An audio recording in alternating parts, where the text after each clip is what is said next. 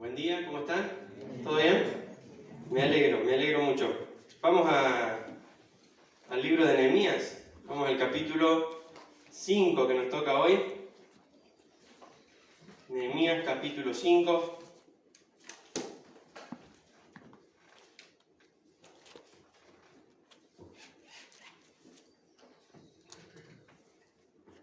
Bien.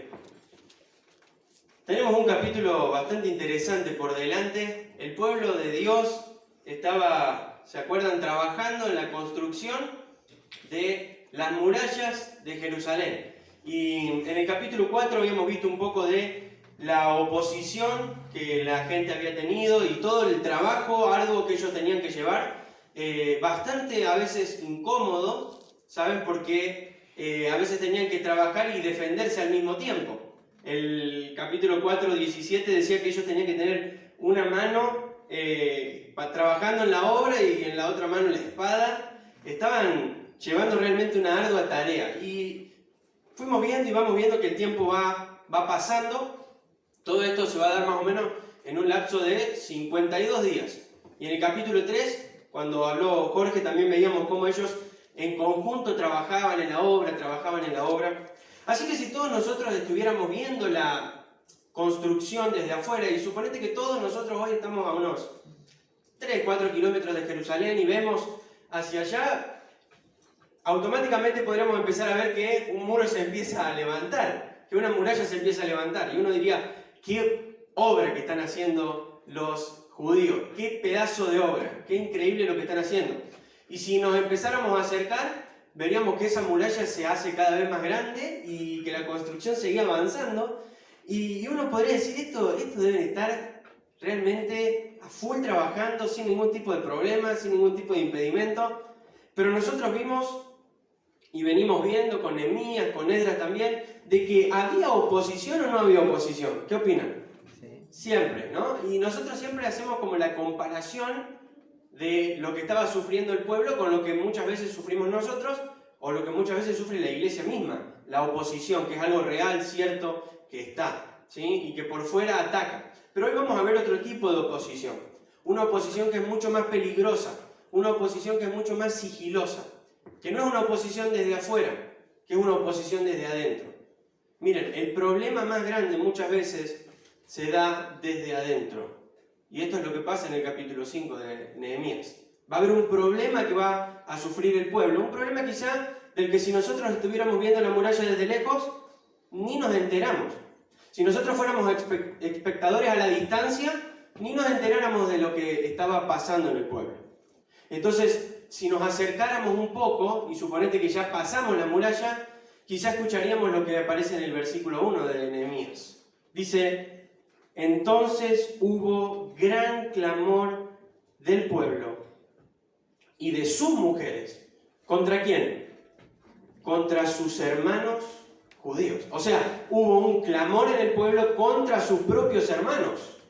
Entre ellos empezaron a quejarse y a clamar unos por otros. Así que si pensamos que todo estaba bien, cuando nos empezamos a acercar y a conocer la situación, veríamos que no todo estaba tan bien. Así que vamos a ver cuáles eran los problemas que habían dentro del pueblo de Dios. Yo te traje ahí una versión un poco más, de lenguaje un poco más actual, así que la voy leyendo desde ahí. Dice: en esos días, algunos de los hombres y sus esposas elevaron una protesta contra sus hermanos judíos. Ellos decían: nuestras familias son tan numerosas que necesitamos más comida para sobrevivir. Otros decían: hemos hipotecado nuestros campos, viñedos y casas para conseguir comida durante el hambre. Otros más decían: para poder pagar los impuestos, tuvimos que pedir dinero prestado, dando nuestros campos y viñedos como garantía. Pertenecemos a la familia de los que son ricos y nuestros hijos son iguales a los de ellos. Sin embargo, tenemos que vender nuestros hijos como esclavos solo para conseguir lo necesario para vivir. Ya hemos vendido algunas de nuestras hijas y no hay nada que podamos hacer, porque nuestros campos y viñedos están hipotecados, han sido hipotecados a otras personas. Estos eran los problemas que vivía el pueblo de Israel. Las familias eran grandes, muchas familias eran muy grandes, y por ende hay en un tiempo de hambruna, en un tiempo de escasez, no tenían obviamente para comer. Eso llevaba muchas veces a tener que hipotecar sus tierras o sus casas. Además había altos impuestos de parte de Artajerjes, porque Artajerjes los dejó construir, pero obviamente que seguía cobrando impuestos, ¿no? Y por otro lado tenían deuda que no podían pagar, ¿sí? Bastante actual también la situación que estaban viviendo hace 2500 años atrás. Altos impuestos, deudas que no pueden pagar y mucha hambre. O sea, esto es lo que se estaba viviendo internamente. Si nosotros veíamos desde afuera, bueno, hay una construcción que está avanzando, pero desde adentro empieza a haber un gran problema en medio de la construcción. ¿Cuál es el problema? Es que la panza está vacía, es que hay hambre, es que hay deudas que no puedo pagar, hay impuestos que no puedo pagar, y encima tuve que hipotecar cosas que eran de mi propiedad, ¿sí? Casas, viñedos y cosas por el estilo. Entonces, ese es el problema con que nos enfrentamos, un problema que no es menor, que no es chiquito, ¿no? Y lo que nos va a ayudar a ver el capítulo 5 es cómo Nehemías hace frente a la situación. Este es el momento en el que a nadie le gustaría ser líder del pueblo de Dios, ¿no? ¿A quién le gustaría ser líder del pueblo de Dios en una situación crítica como esta? Que tenés a la gente gritando. Fíjense que es muy claro también las mujeres gritando por el tema de la comida. Haciendo clamor, diciendo no podemos comer, tenemos familia numerosa, mirá los impuestos que tenemos que pagar. Mirá todo mal, todo mal. Ese era el problema en el que se encontraba el pueblo de Israel. Un problema bastante difícil. Y mirá, estamos en un momento de la historia donde Israel había sido fundada como nación, había vivido mucho tiempo en su país, en su tierra, y por culpa del pecado ellos habían sido desterrados. Y después, gracias a la misericordia y las promesas de Dios, habían vuelto. Y estamos en ese periodo en el que habían vuelto. Ahora, había algo que nunca había cambiado, y era la palabra de Dios. ¿Creen ustedes que le podemos poner pausa a las leyes de Dios? ¿Qué opinan? ¿Se le puede poner pausa, stop? ¿Después retomo con esto? No se le puede poner pausa a las leyes de Dios, y por ende ellos tampoco podían ponerle pausa a las leyes de Dios, pero pareciera como que hubiesen omitido algunas partes de la ley de Dios. Ahora, fíjense qué interesante lo que enseña la ley de Dios. Éxodo 22:25. Si prestas dinero a cualquiera de mi pueblo que pase necesidad, no le cobres interés, como acostumbran a hacer los prestamistas. ¿Sí? Fíjense, ¿es clara la ley? ¿Qué opinan? Sí. Si vos prestás dinero a cualquiera de mi pueblo, no le cobres ¿qué? Intereses. ¿Sí? Hoy el interés hoy es un medio muy grande de ganancia. Dios dice, a mi pueblo no le cobres interés. Es una ley de parte de Dios esta. Después dice, por ejemplo, Deuteronomio 23:19, dice, no cobres intereses por los préstamos que le hagas. De vuelta, fíjense cómo lo aclara esto, ¿no? A otro israelita. Sea que le prestes dinero, alimento o cualquier otra cosa. Puedes cobrar intereses a los extranjeros, pero no le cobrarás a los israelitas, para que el Señor tu Dios te bendiga en todo lo que hagas en la tierra donde estás a punto de entrar y que vas a poseer. ¿Hasta ahí alguna duda con respecto al mandamiento de Dios? Básicamente era, no le cobré interés al israelita. No le cobres intereses si le prestás dinero, alimento o cualquier otra cosa. Si le prestaste, no sé, podríamos decir hoy, 1.000 pesos, no hace nada, pero 1.000 pesos, no le cobré 1.200, 1.300, 1.400, cobrale 1.000 pesos. Y otra ley también de parte de Dios, en Levítico, dice, si alguno de tus hermanos israelitas se empobrece y no puede sostenerse a sí mismo, ayúdalo como lo harías con un extranjero o un residente temporal y permítele vivir contigo. No le cobres intereses ni obtengas una ganancia a costa de él. En cambio, muestra tu temor a Dios. Presten atención a eso. Muestra que tu temor a Dios al permitirle que viva contigo como si fuera un pariente. Recuerda, no le cobres intereses, ya lo había dicho arriba, no le cobres intereses sobre el dinero que le prestes, ni obtengas una ganancia con los alimentos que le vendas. Yo soy el Señor tu Dios, quien te sacó de la tierra de Egipto para darte la tierra de Canaán y para ser tu Dios. Si uno de tus hermanos israelitas se empobrece y se ve obligado a venderse a ti, no lo trates como a un esclavo, en cambio trátalo como a un obrero contratado o como a un residente temporal que vive contigo y trabajará para ti únicamente hasta el año de jubileo. ¿Quedó claro más o menos los mandamientos que tenían los israelitas? Básicamente era, con otro israelita no lo tenía que explotar, no le tenía que cobrar intereses. Era tu hermano, era de tu pueblo, era del pueblo de Dios juntamente con vos. Ahora, pareciera que esto quedó a un costado en el pueblo de Israel, y mientras la muralla estaba en construcción, los más ricos dijeron, este es el momento para enriquecernos más. Este es el momento en el que la gente está de escasez, este es el momento en el que yo puedo duplicar, triplicar o cuadruplicar mi economía. Acá me hago rico, doblemente rico. Ahora, la ley de Dios que acabamos de leer, Éxodo, Deuteronomio, Levítico, o sea, en bastantes reiteradas veces, era muy clara en cómo Dios le pedía a los israelitas que sean con los israelitas. ¿Sí? Una persona del pueblo de Dios, lo último que podría llegar a hacer con su vida era exprimir a otra persona del pueblo de Dios. Era lo más ilógico. Eso hacían las otras naciones. Eso hacían los otros pueblos que no conocían a Dios. Y Dios les decía, ustedes tienen que ser diferentes, ustedes no tienen que comportarse de esa forma. Entre tantos otros mandamientos. ¿Sí? Hay 613, ahí vimos un par nomás. Ahora, esta ley de Dios no se podía pausar. No se podía dejar a un costado y decir, bueno, este es un momento diferente, nosotros acá tenemos que incrementar nuestros ingresos. No, era parte de la ley de Dios. Y ahora estaba en juego si el pueblo de Dios iba a hacer caso a la ley de Dios. Bueno, lo que pasó justamente es que no pasó así, y por eso tuvo que venir la reprensión de parte de Dios. Y ahí Nehemías va a jugar un papel fundamental. Ahora vamos a leer los otros versículos, y sigo leyendo acá en esta versión. Dice, y acá escribe Nehemías, ¿sí? Está Nehemías hablando de la situación. Ahora, para que nos metamos, recuerden el problema, ¿sí? ¿Cuál era el problema? Muchos impuestos, mucha hambre, ¿sí? Y ahora vamos a ver el tema de los intereses también. ¿Y cuál era la ley de Dios? Bueno, muy clara la vimos también. Ahora dice Nehemías, cuando oí sus quejas, me enojé muchísimo.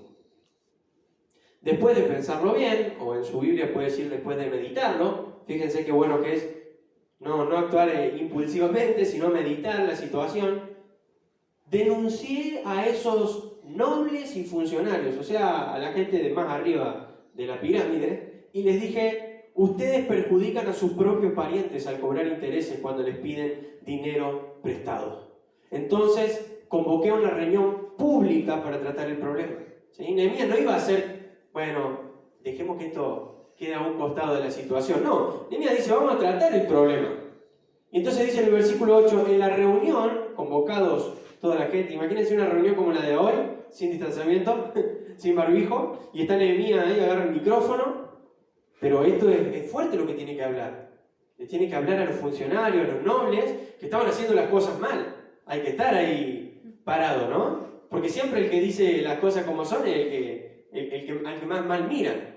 Entonces dice Nehemías en el versículo 8 que en la reunión dijo, estamos haciendo todo lo posible para rescatar a nuestros parientes judíos que han tenido que venderse a extranjeros paganos, pero ahora son ustedes los que los someten a esclavitud. ¿Cuántas veces tendremos que redimirnos? Ellos no tenían nada que argumentar en su defensa. Nehemías está diciendo, nosotros estamos haciendo una obra gigantesca para bendecir a nuestros hermanos y ustedes están perjudicando a nuestros hermanos, o sea, están echando por la borda todo. ¿De qué me sirve tener una muralla de 200.000 metros para arriba si tengo toda la gente con hambre, clamando y quejándose y siendo exprimida por el propio pueblo? Es decir, nos estamos encerrando en las murallas para matarnos entre nosotros. Nos estamos encerrando en las murallas, que son símbolos de protección, pero nos matamos entre nosotros. Eso es lo que está planteando Nehemías, es muy fuerte. Nehemías le está diciendo, están echando todo a perder, están tirando todo por la borda. Y también dice, en el versículo 9, insistió y volvió al tema y dice, no está bien lo que ustedes hacen. Nehemías podría haber sacado Éxodo, Levítico, Deuteronomio y hablar y pasear por los pasajes que vimos recién. ¿Acaso no deberían andar en el temor de nuestro Dios para evitar que nos pongan en ridículo en las naciones enemigas? Yo mismo, al igual que mis hermanos y mis trabajadores, he estado prestando dinero y grano al pueblo. Pero ahora dejemos de cobrarles intereses. Devuélvanles hoy mismo sus campos, sus viñedos, sus olivares y sus casas. Además, devuelvan los intereses que cobraron cuando prestaron dinero, grano, vino nuevo y aceite de oliva. Nehemías va a tratar la cuestión de una manera muy práctica, de una manera muy fácil, y él va a decir, esto está mal, punto número uno, esto no es una actitud gris. Nehemías va a decir, lo que ustedes están haciendo está mal, y por ende lo que está mal hay que corregirlo, hay que cambiarlo. Y va a llevar al pueblo a un cambio de mentalidad, a pensar en la situación diferente. Nehemías se va a poner a sí mismo como ejemplo de todo lo que estaba bien. Y eso era algo que pasaba mucho en el pueblo de Israel. Cuando las cosas estaban mal, vos siempre tenías una lucecita ahí chiquita que vos podías ver y decir, así se vive, así se hacen las cosas. Ahora, es importante que entendamos bien cómo va siendo el esquema. Hay un problema grande en Israel, hambruna, impuestos, intereses de parte de los judíos. Hay una ley de Dios que sigue estando intacta para el pueblo de Dios, que es la ley de no exprimir a tu compatriota, a tu hermano judío. Directamente Dios dice, no le cobres intereses, ni siquiera le dice bajar un 20 al judío. Dice, no le cobres intereses, si le prestás para comer, si le prestás lo que sea, no le cobres intereses. Y tenemos por otro lado la reprensión de Nehemías ante el pueblo, diciéndole, ustedes lo que están haciendo está mal. Está mal. Ahora, hay algo que Nehemías mete en la cuestión, porque Nehemías llama a alguien al estrado, si imaginémonos que él estaba hablando, Nehemías llama a alguien en la cuestión. De hecho, en el versículo 9 lo dice, y él mete a alguien como si estuviera a su lado defendiendo lo que él está diciendo. Y él dice, no andarán, en la Reina Valera dice, no andarán en el temor de nuestro Dios.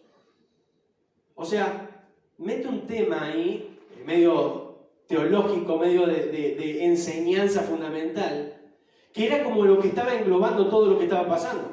Ahora, imagínate que vos estás como espectador de esta situación y preguntas, che, ¿por qué pasó esto? ¿Por qué el pueblo cae ahí? ¿Por qué se desvían a esto y caen en esta situación de empezar a cobrarle muchos intereses a sus propios hermanos y empezar a exprimirlos? Bueno, Nehemías lo contesta y él dice, ustedes no están andando en el temor de Dios. Y esa es la clave central de todo el capítulo. Ustedes no están andando en el temor de Dios. Y eso es importante que lo tengamos presente. Ahora, fijémonos a Nehemías y miremos qué hace Nehemías. Por un lado tenemos el pueblo exprimiéndose entre ellos, pero Nehemías dice en el versículo 14, durante 12 años en los que fui gobernador de Judá, desde el año 20 hasta el año 32 del reinado de Artajerjes, ni yo ni mis funcionarios reclamamos la ración de comida que nos correspondía. Los gobernadores anteriores, por contraste, impusieron pesadas cargas al pueblo al exigir una ración diaria de comida y vino, además de 40 piezas de plata. Hasta sus ayudantes se aprovechaban del pueblo. Sin embargo, dice, como yo temía a Dios, no actué de esa manera. ¿Qué les dice Nehemías a ellos? No andan en el temor de Dios. Ahora, él se presenta como ejemplo y dice, yo durante 12 años, pudiendo haber reclamado la comida del rey, que debe haber sido muy buena, la vianda del rey, durante 12 años, dice, yo no usé de este derecho. Yo sabía que los gobernadores anteriores habían impuesto pesadas cargas al pueblo. Yo no hice eso. ¿Y por qué no hiciste eso, Nehemías? Capaz que te correspondía. Nehemías dice, por temor a Dios. Por temor a Dios. Y sigue el versículo 16.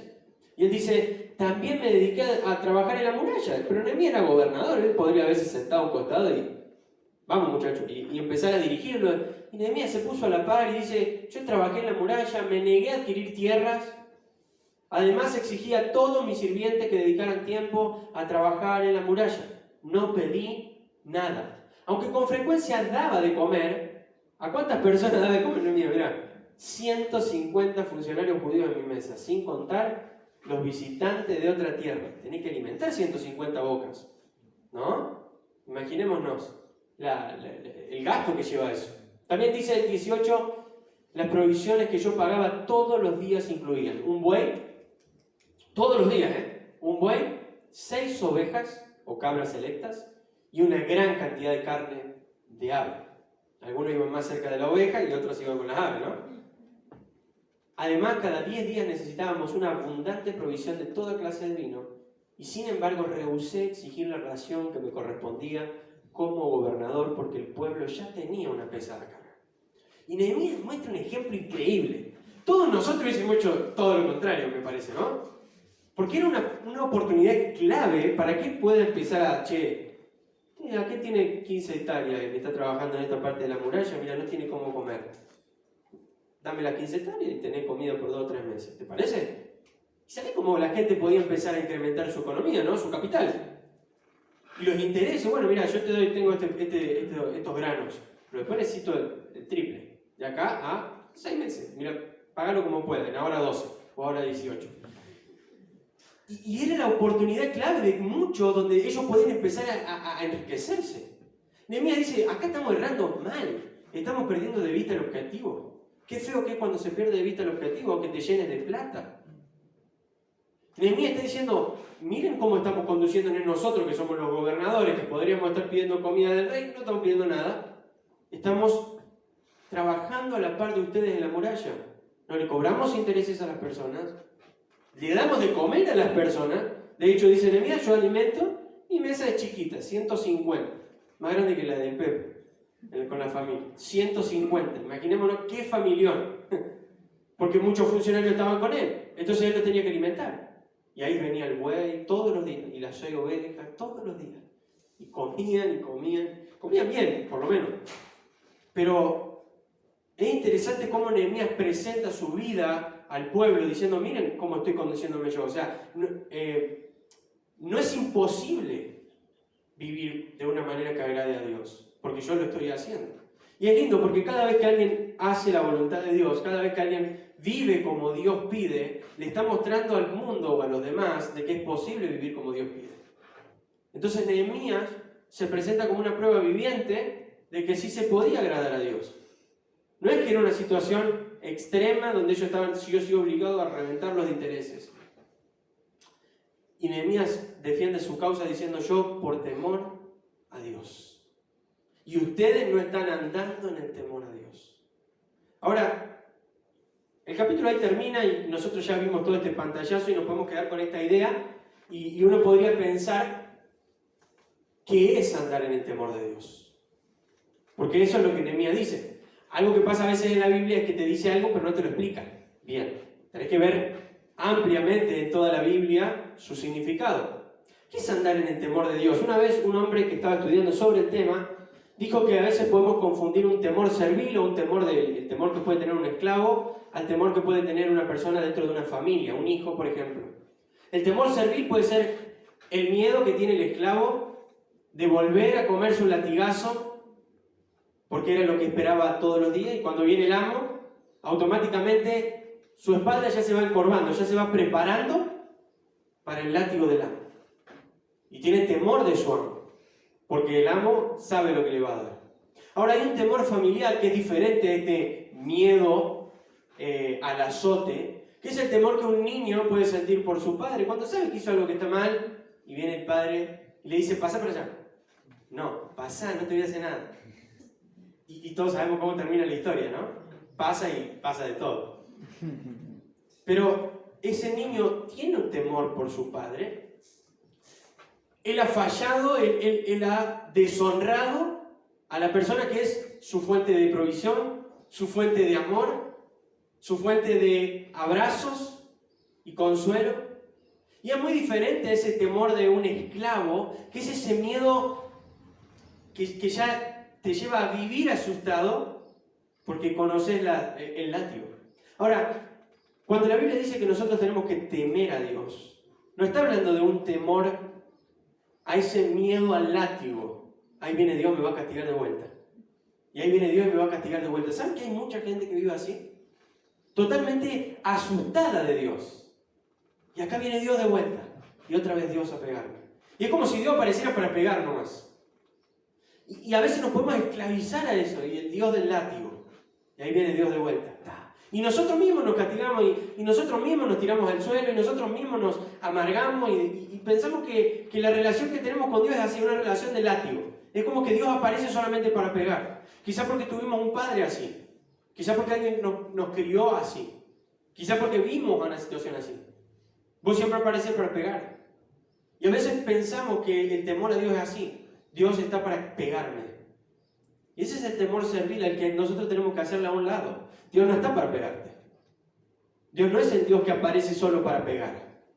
Entonces este hombre, definiendo toda esta situación, decía, el temor que nosotros tenemos hacia Dios es un temor que está enraizado en cómo Dios es, en el carácter de Dios. Es un temor que está agarrado al amor de Dios. Yo amo a Dios y por ende no quiero fallarle a Dios. Pero no solo se agarra del amor de Dios, también se agarra de la justicia de Dios. Y dice, Dios es un Dios justo. Y no es un Dios que me va a venir a ver cuando yo peque y te va a decir, bueno, nada, no pasó nada, nada. Y me golpea la espalda y yo sigo con mi pecado. El temor a Dios es el conocimiento correcto de cómo es Dios en todos sus atributos, en todas sus características. Es saber que Él nos ama, pero también saber que Él es santo. Es saber que Él siempre va a estar dispuesto a perdonarnos, que su misericordia se renueva cada mañana. Pero también es saber que hay una ley que Él dejó escrita y a la que yo no le puedo poner pausa. Estos pasajes que leímos al principio de Éxodo, Levítico, eran mandamientos que ellos tenían, que Dios les había dado y que no podían dejarlos a un costado o esconderlos debajo de la alfombra. Así como vos y como yo, que tenemos mandamientos de parte de Dios. Ahora, andar en el temor a Dios es esa admiración a quién es Dios. Es decir, yo no me podría atrever a pecar contra Dios. Temor a Dios es lo que tuvo José cuando fue tentado por la esposa de Potifar. Que José le dice, ¿cómo voy a hacer este mal y voy a pecar contra Dios? Temor a Dios es lo que nos muestra Nehemías, diciendo, ¿cómo me voy a aprovechar del pueblo de Dios en una situación como esta? ¿Cómo me voy a abusar por medio de intereses o lo que sea? Temor a Dios es poner la ley de Dios por encima de todo. Y decir, Dios me está mirando, Dios me está observando. Tengo que tener cuidado cómo vivo, cómo me conduzco. Temor a Dios, una vez dijeron, no es miedo. Y puede ser miedo. ¿Por qué no? Miedo a fallarle, miedo a ofenderle. Tengo miedo a ofender a Dios que me ama. No es un miedo como el esclavo que va corriendo porque Dios va detrás con el látigo. Es un miedo de que Dios es tan bueno con nosotros, ha demostrado tanto amor con nosotros, que ¿cómo nos vamos a atrever a ofender su nombre? ¿Cómo nos vamos a atrever a manchar su nombre? Pero el amor echa fuera el temor. Podría decir alguien. Es que sí, el amor echa fuera el temor, pero otro tipo de temor. No el temor a Dios. Es el principio de la sabiduría, dice Proverbios. Ahí Proverbios 8:13 dice, todos los que temen al Señor van a odiar la maldad. Porque temer a Dios es entender quién es Él, qué ha pedido de vos. ¿Cómo es Él? ¿Y qué espera de tu vida? Es odiar la maldad. También dice, es la fuente que da vida. Es lo que nos conduce a una vida plena. Temor a Dios. Ahora, tenemos en el capítulo 5 una situación trágica, una ley olvidada, un ejemplo perfecto que fue Nehemías y un pueblo que va a tener que hacer algo al respecto, ¿no?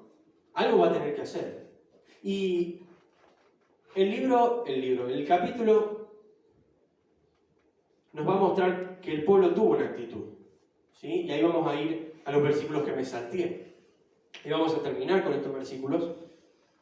Y en el versículo 11, leo en esta versión, dice, devuélvanles hoy mismo sus campos y viñedos, sus olivares y sus casas. Además, devuelvan los intereses que cobraron cuando prestaron dinero, grano, vino nuevo y aceite de oliva. Y entonces ellos respondieron, devolveremos todo y no le exigiremos nada al pueblo. Hacemos como tú dices. Recuerda que el pueblo se había quedado callado cuando Nehemías los exhortó. Entonces llamé, dice Nehemías, a los sacerdotes e hice que los nobles y los funcionarios juraran que cumplieran su promesa. Claro, imaginémonos de vuelta esta situación. Y ustedes son los funcionarios, yo soy Nehemías. Y Nehemías le habla al pueblo. Y entonces el pueblo empieza a decir, bueno, sí, es verdad, haremos lo que dice. Sí, haremos. Y se escuchan ahí las voces, lo vamos a hacer, lo vamos a hacer. Entonces Nehemías dice, bueno, pero esto no va a quedar en palabra nomás. Porque cuando se trata de comprometerse con la ley de Dios, no es palabra nomás, no es levantar una mano. No es llenar un papel, es algo más serio, porque Dios está presente, hoy Dios está en este salón. Entonces Nehemías dice, versículo 13, sacudí los dobleces de mi manto. Entonces Nehemías hace una especie de gesto, ¿sí? Está haciendo como una predicación visual. Él está mostrando al pueblo algo, sacude sus mantos, sacude sus ropas, y les dice, tranquilo Nehemías, fíjense, si no cumplen su promesa, que así los sacuda Dios de sus casas y de sus propiedades. ¡Apa! Una predicación como esta de hoy es como, no te invitamos más. Y dice, entonces toda la asamblea respondió, amén. Y ahí se pasaron los músicos y todos alabaron a Dios y cumplieron con lo prometido. ¡Wow! ¿Cómo termina Nehemías la situación? Después se va a contar su testimonio como demostración de que se podía vivir una vida así. Pero me encanta Nehemías, es muy práctico, me parece. Es muy práctico. Nehemías le pide al pueblo cosas que son muy, muy prácticas. Y eso me lleva a pensar en nosotros, ¿no? ¿Qué les pide Nehemías al pueblo? Primero, lo primero que nada es detener el pecado. Estamos de acuerdo que era pecado lo que ellos estaban haciendo, ¿no? Y Nehemías se lo tiene que dejar bien en claro. Él le dice, esto está mal. ¿Sí? No le da... Nehemías llama al pueblo a detener el pecado. También Nehemías va a corregir la situación lo antes posible y Nehemías va a llevar al pueblo a que se comprometa delante de Dios, no delante de él. Ustedes no tienen que hacer ninguna promesa conmigo, le dice Nehemías. Si yo no soy Dios, yo no soy su Señor. Yo soy un siervo de Dios, funcionario del pueblo, un gobernador del pueblo, pero el compromiso de ustedes es con Dios, no es conmigo. Entonces, el pueblo de Dios, que había olvidado la palabra de Dios, que no estaban viviendo en el temor de Dios, nuevamente tiene la oportunidad de restablecer su relación con Dios. Tiene la oportunidad de abandonar el pecado, de tomar una decisión hoy del pecado y comprometerse delante de Dios a no hacer lo mismo. Porque la tentación a volver a cobrar interés al mes siguiente iba a estar. Ahora, yo pensaba en nosotros hoy, en nuestras vidas y cómo el capítulo 5 de Nehemías puede ser de bendición para nosotros. Sabes que es muy probable, hay un 99% de probabilidad que capaz que de acá a un año te olvides de Nehemías 5. Nos olvidamos de los mensajes. A diario nos olvidamos de los mensajes. Y todo el tiempo dicen, bueno, ¿qué se predicó hace 4 domingos? ¿Qué sé yo que se predicó hace 4 domingos? Ahora, el punto central es que nosotros de las historias de Nehemías, en este caso que estamos estudiando el libro, aprendamos el concepto que traza todo el capítulo. ¿Qué es lo que, en todo el capítulo, qué es lo que a mí me puede quedar como enseñanza y qué me puede llevar a transformar mi vida? Bueno, el temor a Dios es lo que traza todo el capítulo. El reto de Nehemías es que no estaban andando en el temor a Dios. Gracias.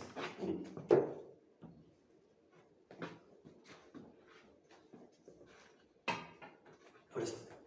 El reto de todo el capítulo es que ellos no estaban andando en el temor a Dios.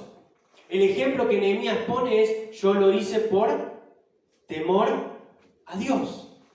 Entonces, el punto central de nuestro mensaje hoy es que vos te analices a la luz de la palabra y puedas decir, ¿yo ando en el temor de Dios o no ando en el temor de Dios?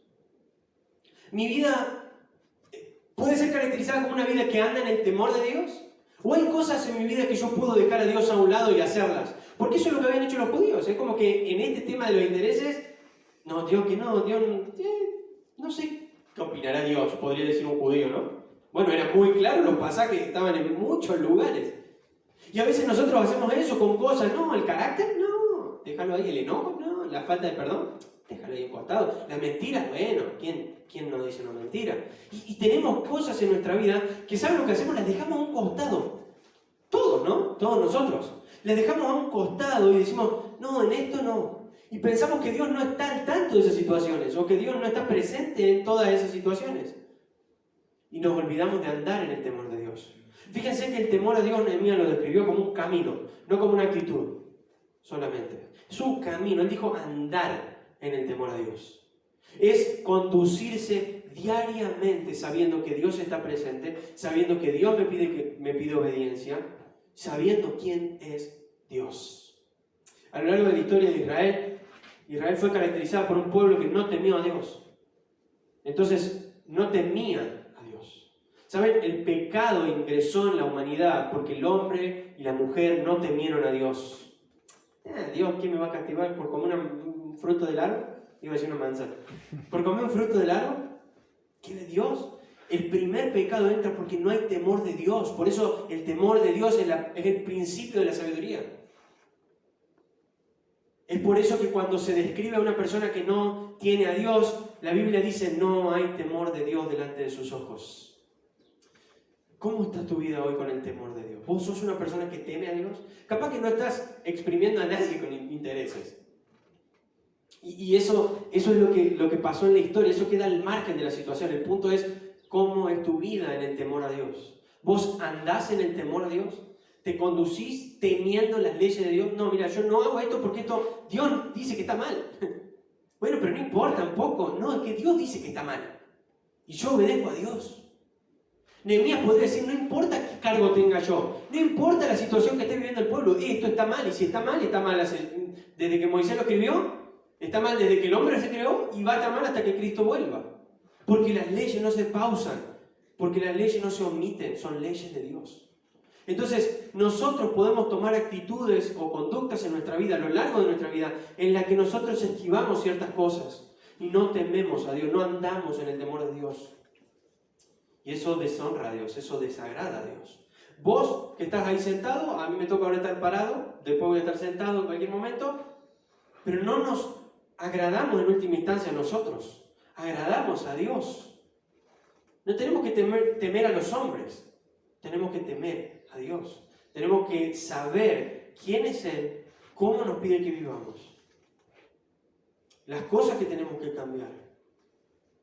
Y no sujetarnos a este temor servil. No, voy a obedecer porque si no, seguramente si no obedezco Dios me va a castigar y esto. Porque ahí entramos en un círculo que lleva a la gente después a frustrarse y a amargarse. ¿Por qué? Porque vivimos como el cristianismo con ese miedo de si no hago esto seguramente me va a pasar esto.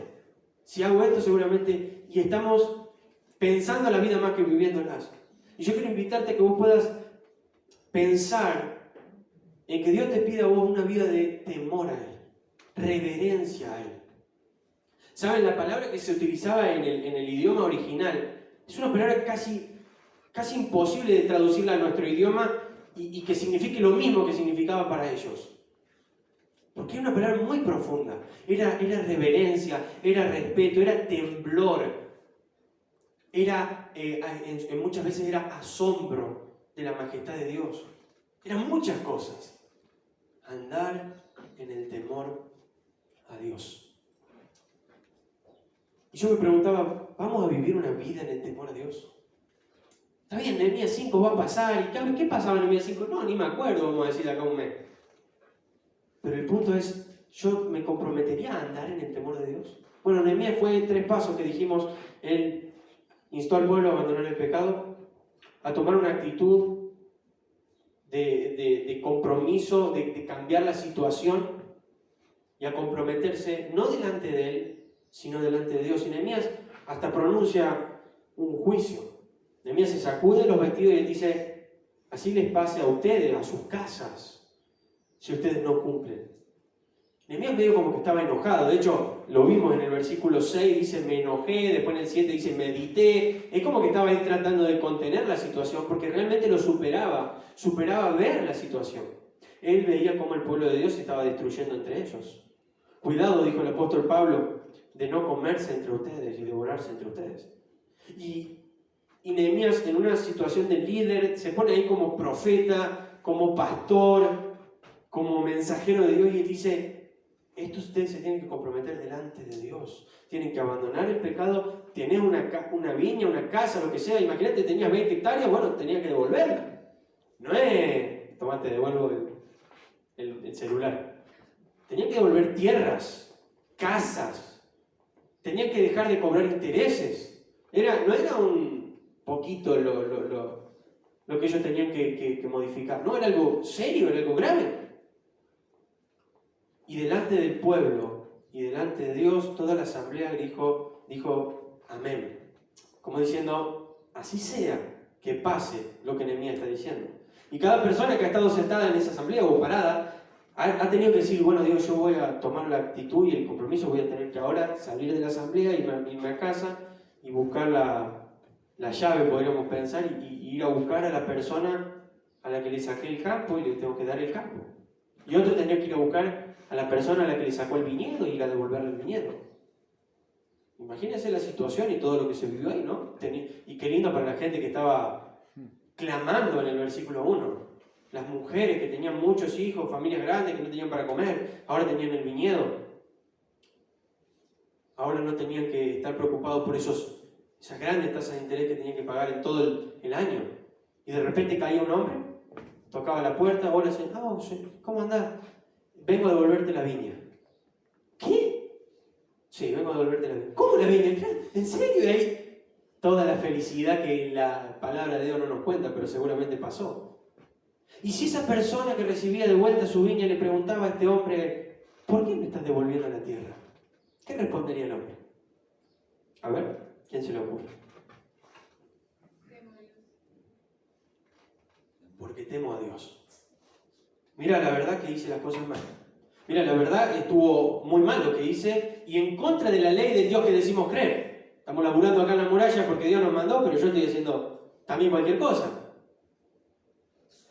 Y era el temor a Dios, decir, yo ahora quiero comprometerme con la palabra de Dios.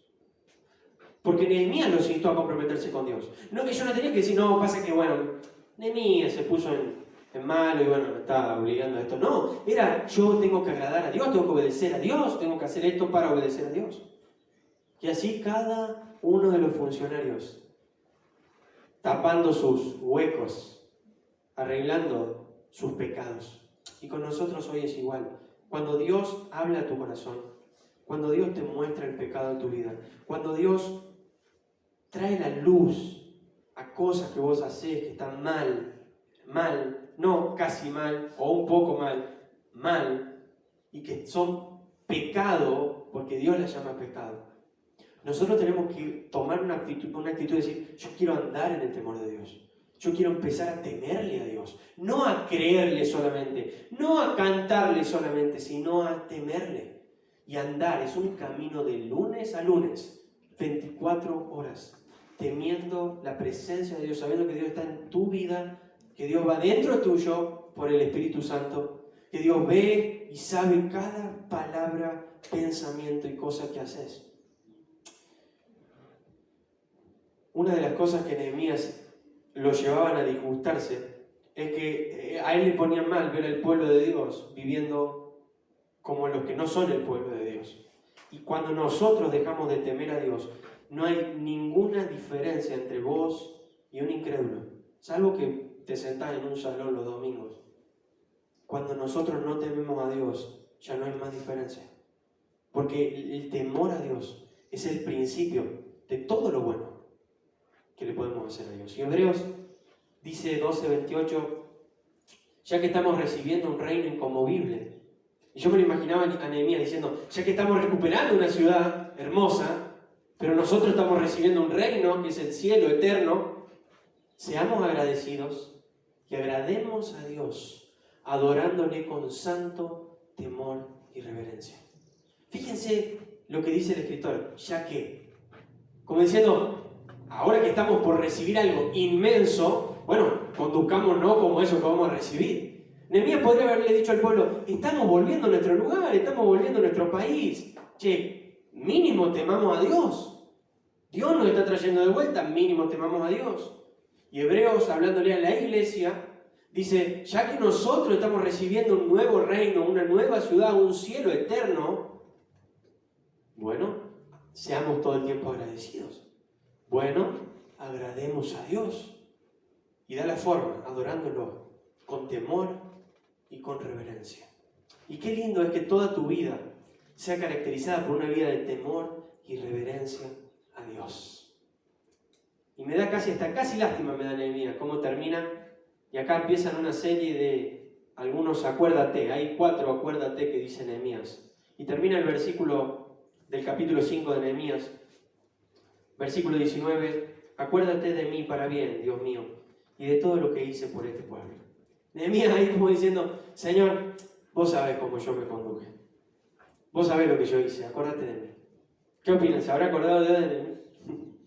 Obvio que Dios se acuerda. Porque uno dice, ¿y para qué el temor a Dios si nadie me ve? ¿Y para qué el temor a Dios si estoy solo en mi casa? ¿Quién me ve? ¿Y para qué el temor a Dios si nadie me va a venir a felicitar? Es que no lo hacemos para eso, lo hacemos para Dios. Porque nada de lo que hagamos para Dios es en vano. Dice 1 Corintios 15, 58, nada, ninguna obra, y entre esas entra temer a Dios, va a ser en vano. Y la pregunta es, ¿querés temer a Dios? Capaz que digas que sí, pero no me lo tenés que decir a mí.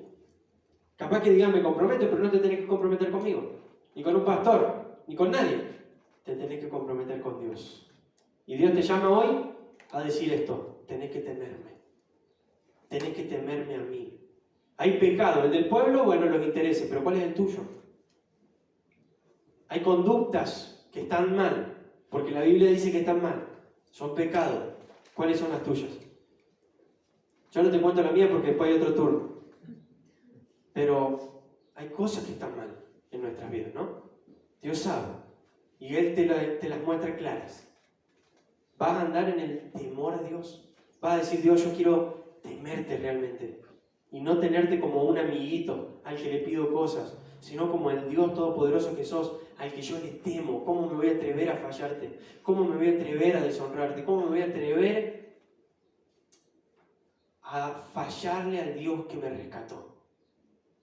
¿Cómo me voy a atrever? Y uno de los más grandes problemas que puede experimentar una iglesia es cuando ya no teme a Dios. Perdió. Y cuando vos dejaste de temer a Dios, perdiste. Y sabés que el diablo está buscando eso.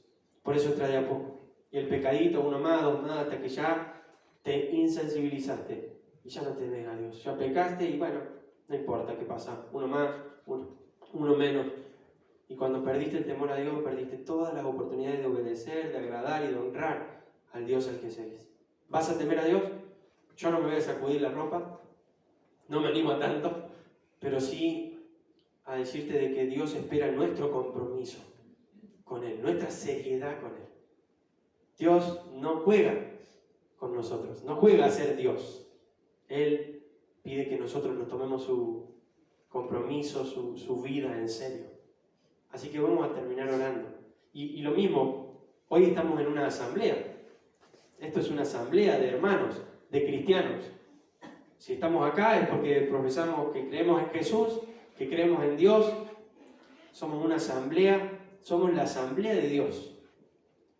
Y qué bueno que terminemos esta asamblea diciéndole a Dios, Señor, yo quiero temerte. Perdóname por el pecado. Capaz después de acá tengas que ir a algún lado y entregar algo, no sé, capaz que tu entregar la viña es pedirle perdón a alguien, o arreglar las cuentas con alguien, capaz es dejar de molestarte tanto por algo, capaz es empezar a servir más a Dios, capaz es empezar a leer la Biblia porque nunca lo hiciste, capaz es empezar a orar. Tu empezar a temer a Dios puede tener muchas formas a partir de hoy, pero qué bueno es que vos te sinceres con Él y digas, Señor, yo quiero temerte, yo quiero vivir una vida andando en el temor de Dios. ¿Oramos? Nuestro Dios, te damos gracias por tu palabra. Padre, perdonanos porque no somos suficientes para explicarla. Pero sí, Señor, sabemos de que vos nos pedís que andemos en el temor a Dios. Y fuiste muy claro cuando utilizaste a Nehemías con este pueblo que estaba haciendo las cosas mal, en decirle, ustedes no están andando en el temor de Dios. Y fuiste muy claro en mostrar el ejemplo de Nehemías, como un ejemplo de alguien que puede agradarte. Señor, hoy nosotros, 2500 años después, nos vemos frente a esta historia y queremos tomar la decisión que tomó la asamblea de temerte. Queremos temerte, Señor. No nos animamos a comprometernos de la forma en la que lo hizo Nehemías, poniéndolos bajo juicio, porque sabemos que el juicio pasó, que hay gracia en Cristo Jesús, que hay perdón en Él, que hay misericordia en Cristo. Y que así como Nehemías se despojó de su privilegio de gobernador, tenemos a un Jesús que se despojó de sus atributos, de su trono, que vino al mundo y vivió como uno de nosotros para que hoy no estemos sujetos a juicio o maldición, sino que estemos sujetos a servir por amor. Y queremos rogarte, Señor, que cada uno de nosotros pueda andar en el temor a Dios. No tenerlo como un concepto o saberlo, sino vivir una vida de temor realmente reverente a vos, ya que hemos recibido un reino tan impresionante, eterno, que podamos conducirnos agradando y adorándote en todo con temor y reverencia. Si hay alguien, Señor, en este lugar que quizá ve que su vida no está caracterizada por el temor a Dios, que a lo mejor la persona se está viendo y dice, yo nunca temí a Dios. Señor, que vos puedas acercarte a esa persona, que vos puedas cambiar la vida de esa persona, que vos puedas llevarla a un compromiso serio a temerte. Señor, que podamos ser una iglesia que teme a Dios, una iglesia que teme la palabra de Dios, al Dios de la palabra, y que vive en consecuencia de eso. Te adoramos, Señor, sos un Dios enorme, eterno, inmenso, grande y bueno, sos un Dios perdonador, sos un Dios santo, y nos humillamos delante tuyo para rogarte una vez más, Señor, que resplandezca sobre nosotros y que nos ayude a andar en el temor a vos. Gracias, Señor, por este tiempo. Oramos en el nombre de nuestro Señor Jesús. Amén.